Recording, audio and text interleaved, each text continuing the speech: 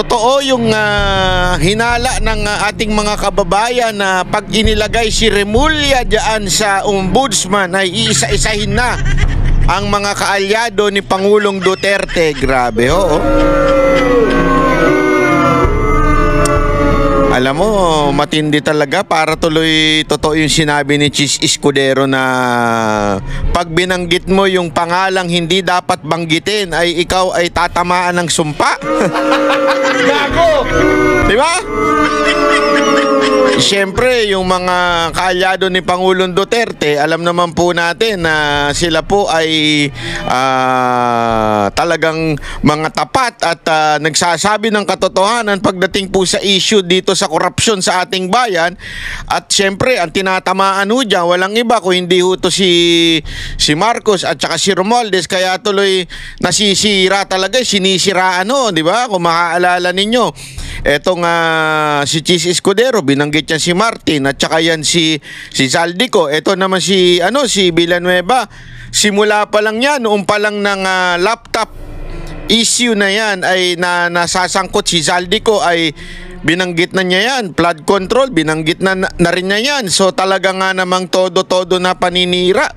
At syempre, magkakaroon po yan ng mga diversion. At tulad na nga nung diversion na yan ay kay Senator Bongo, di ba? Kitang-kita natin para talaga mawala na kay Martin Romualdez. Pambira, oo. Wag po niyong gagayin si Remulla, parang awan nyo na. Kasi ngayon, nabubulabog naman yung ombudsman, nagmumukha na naman silang palengke doon. Dahil sa ginagawa ni mantakin mo saka nakakita, ombudsman, araw-araw may press con. Hindi, di ba? Araw-araw na lang nasa harap siya ng media. Ewan ko, hindi ko maintindihan. Mas marami pa atang oras yung pagharap niya sa media kaysa sa pagtatrabaho niya. Alam na alam mong politiko di ba? Alam na alam mong in the future may pinangangalagaan para kumandidato. Alam mo, Brad, eto masasabi ko sa iyo, ha? Hindi na pala sekretary, ombudsman na Remulla, hindi lahat ng bagay nadadaan sa pagpapakyut, pag-iepal. Maaring, sige, sabihin na natin na bilang politiko, mataas yung iyong awareness sa tao. That's half of the story, yung awareness mo bilang politiko. Pero the other half of the story, if they will vote you, sa ginagawa mo, kahit 100% yung magiging awareness mo, walang boboto sa'yo. Oh! Gago! Kasi sabi mo nga, ang buhay, ang batas, parang ruler yan. You can bend the law, but you will not break it. Ang bihirang buhay ito. Ano ito, iPhone Air? Hindi, totoo. Gago! Oh, sana ko sinabi mo, the law is like an iPhone Air. Promotion to, Apple, bigay naman. Kasi ang iPhone Air daw, isa sa pinakamatibay na Apple, iPhone. Kasi dahil sa titanium, kaya ang daming nanonood ako, sinusubukan kasi, di ba, ang nipis nun yung iPhone Air? How I wish. Sana all meron. Di ba, nipis-nipis nun? Kahit daw baliin mo yon, hindi kasi katulad ng mga Pro Max na siyempre para ka naglagay ng brick sa loob ng bulsa mo. Ito daw ang nipis-nipis pero hindi mo daw mabiyak. Abay, para palang batas yan. Yung batas na you can bend but you cannot break. Gago! Sana ganun. Next time, Remulla, ganun. Anyway, ikaw nga, bilis mo magkaroon daw ng iPhone may picture Hindi ko lang alam kung totoo yun Ayoko na lang, hindi ko pinotion, baka mamaya hindi totoo Baka mamaya ini-AI nakakatakot kasi ngayon, daming AI Ang daming AI na lumalabas ngayon kaya delegates. Baka mamaya magkaroon ako ng scandal dyan AI yan. AI yan. Pagka ako nagkaroon ng scandal, AI yan. Sigurado yan ito. Panoorin natin itong ngayon daw ay hinaharas daw di umano ni Remulla si Villanueva. Panoorin natin itong balitang ito. Tinawag ni Senador Joel Villanueva na harassment. Ang plano sana ng ombudsman na ipadismiss siya sa serbisyo dahil sa isang naunang kaso kaugnay ng pork barrel scam. Sa huli, natuklasang isinuntabi na pala ang naunang desisyon ng dating ombudsman kaugnay niyan. At Ayun! Epal mo kasi, Remulla. Tok si Salima Refran. Inanunsyo kanina ni Ombudsman Jesus Crispin Remulla na susulat siya sa Senado para hingin ang pagpapatupad ng kautusan noong 2016 ni Ombudsman Conchita Carpio Morales na dismissal from public service laban kay Senador Joel Villanueva. Kaugnay ito ng kasong administratibo ni Villanueva sa kanyang pagkakaugnay sa pork barrel scam noong siya'y Sibak Party List representative pa, matapos mapunta sa umano'y peking NGO ni Janet Lim Napoles ang 10 milyong pisong PDAF o Priority Development Assistance Fund noon ni Villanueva. Ang dismissal order na ito hindi pinatupad ng Senado dahil tanging Senado at mga kapwa-senador lamang daw ang makakapag-alis sa kapwa-senador sa pwesto sa pamamagitan ng investigasyon at ng ethics complaint. Pero matapos itong sabihin ni Remulla, si Villanueva may inilabas na imahe ng isang desisyon ng Ombudsman kung saan nakalagay na wala raw probable cause at dismissed na raw ang kaso. May petsa itong July 31, 2019, panahong Ombudsman na si Samuel Martires. Naglabas din siya ng clearance mula sa Ombudsman na nagsasabing wala siyang nakabimbing kasong kriminal o administratibo sa Office of the Ombudsman. May inilabas din si Villanueva na certification mula sa Sandigan Bayan na hindi siya akusado o defendant sa anumang kaso roon. Pareho yung inisyu nitong September 10, 2025. Sa mensahe ni Villanueva sa reporters, tinawag niyang harassment ang gusto ni Remulla. Si Remulla, ikinagulat na may ganito na palang desisyon si Martires na anyay isinikreto umano. I was confronted with a decision signed by former Ombudsman Martires dated July 2019. Lumabas lang siya nung sinabi kong may gagawin ang Ombudsman tungkol dyan. It's a surprise secret decision. Well, nobody was raising that issue before. Joel Villanueva kept quiet through all the years. Ombudsman Martires never spoke about it. Di ba parang secret decision siya? Alam mo, ito ang problema dito kay Remulla, no? Feeling tambaluslos din eh. Feeling Romualdez din. Yung feeling niya, siya na ang presidente. Hindi, alam mo kung bakit. Yung sinasabi niya, secret lang daw yung decision. Ay, naku po. Gusto kitang tuktukan, Remulla. Napakayabang mo. Ano kailangan ipaalam sa'yo? Kailangan talaga iabisuhan ka sa opisina mo? Sino ka ba? Di ba? Hindi kasi alam mo, hindi pa pwedeng maging secret yan. Any decision of the court, including the ombudsman, meron niyang pinapublicize, pwede mong kunin. As a matter of fact, ilang beses sinabi ni Villanueva sa Senate, ako mismo narinig ko, binabalita ko nga dito na na-dismiss na yung kanyang kaso. Ilang beses, ewan ko sa'yo, hindi ka nakikinig. Isang kubeta ka ba nag-ano? At hindi mo napapakinggan yun, tapos sasabihin ngayon, tinago sa'yo. Sino ka para pagpaalaman? Feeling ka rin presidente, no? Feeling ka hari. Hindi porket hindi mo alam, sinikreto sa'yo. Ano to? Hindi, yun kasi yung sinasabi niya. Sinikreto daw. Alam mo, may mga ganyang bagay na hindi mo na ine-epal sa tao. Di ba? Hindi mo na pinapublicize sa tao. May mga discarding ganyan. Halimbawa ko, ang dami ko ng kasong na-dismiss.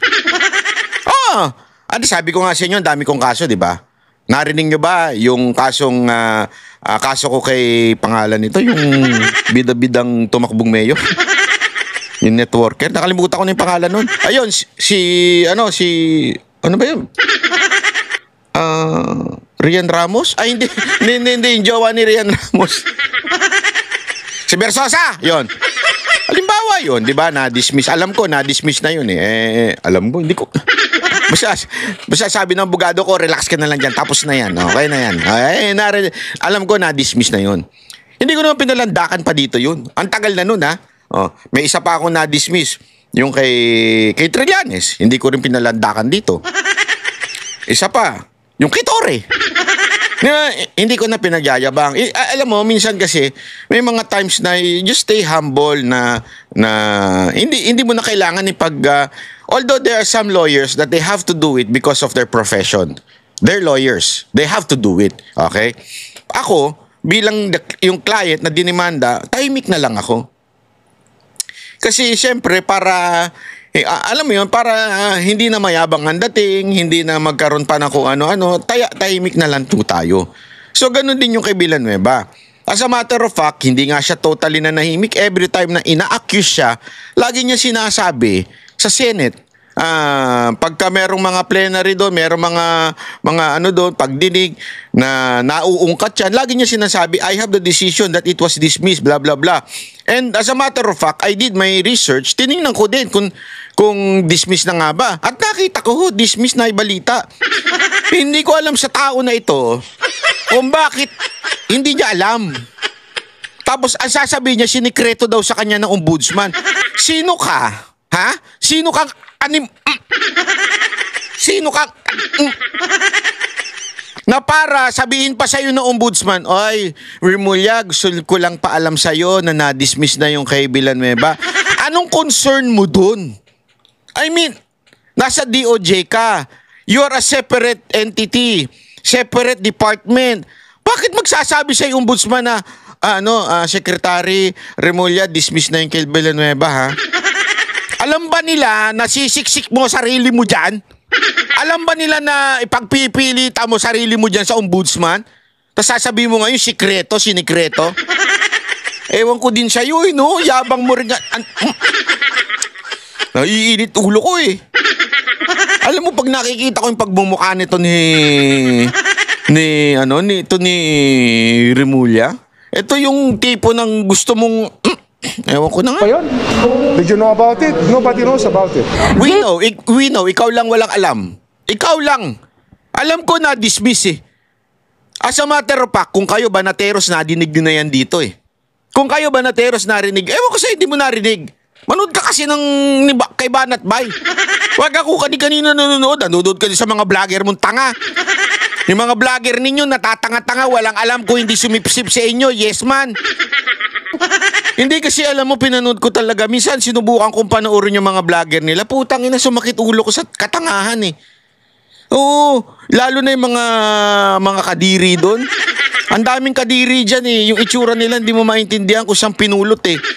Lalo na yung logic nila, basura. Diba? Pag titignan mo talaga, parang kanto boy na ewan, parang... Nawala yung pagka tinitignan ko yung mga tanso vlogger, yung mga loyalistang vlogger, para talagang mga, ewan ko kung sinto-sinto, o galing sa kubet, sa inodoro, yung bang galing ba sa kanto na dating nag-a-addict sa kanto, tapos tinawag, uy, Elika, bumili ka ng dyan, ng cellphone, ito pera, mag-vlog ka, ganun. Parang ganun mga addict. Oh, yung mga tambay, hindi ko maintindihan. Remulla, hindi harassment ang kanyang ginawa. It's not harassment. It's something that everybody thinks to be still valid, that can turn out to be not valid anymore due to a secret decision. Dapat kasi, hindi naman na-publish yan, hindi yan nilabas. Nobody knew about it. Kahit nasa Senate mismo, hindi nila alam yan. Sa panayam ng Super Radio DZBB, kinumpirma ni Martires na may ganito siyang desisyon. Anyay 2018, pag-upo niya bilang ombudsman nang maghain si Villanueva ng motion for reconsideration laban sa desisyon ni dating Ombudsman Morales. Ang argumento raw ni Villanueva, forged o pineki umano ang kanyang mga pirma sa mga dokumento at nagpadala rin ng NBI findings kaugnay nito.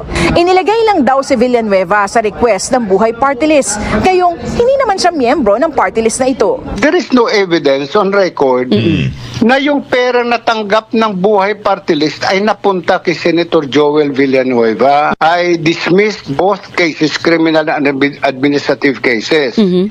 So doon sa kaso, doon sa administratibo na sinasabing dismissed from the service, ni-reverse ko yon at dinispis ko yung administrative case. Itinanggi rin niyang isinikreto ang desisyon. Abay, hindi ko alam kung anong sikreto sa amin kasi kung titingnan, mayroon kaming tinatawag na CCMS, yung Case Management System. Pag yung kaso ay nare-release, napapasok yan sa system eh.